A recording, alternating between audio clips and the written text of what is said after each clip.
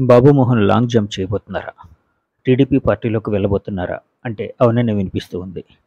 ఈరోజు ఆయన హైదరాబాద్లో చంద్రబాబు నాయుడు గారిని కలవడం జరిగింది.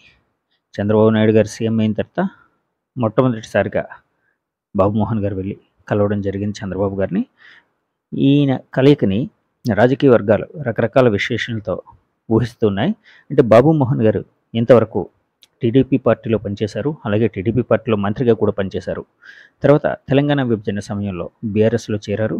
తర్వాత బీజేపీలో చేరారు. ఆ తర్వాత మళ్ళా ప్రజాశాంతి పార్టీ కేఏ పాల్ గారి పార్టీలో కూడా చేరారు. ఇలా రకరకాల పార్టీలో ఉన్నా కూడా ఆయన ఎందుకు పొసగలేకపోయారు.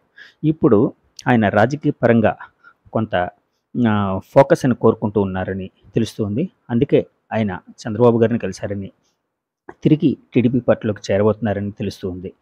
ఇంతకుముందు టీడీపీ పార్టీలో తనకి ఎలాంటి వైభవం అయితే లభించిందో అలాంటి వైభవం ఇప్పుడు లభిస్తుందని చెప్పి బాబు మోహన్ గారు భావిస్తున్నారని చెప్పి అందరూ అనుకుంటున్నారు.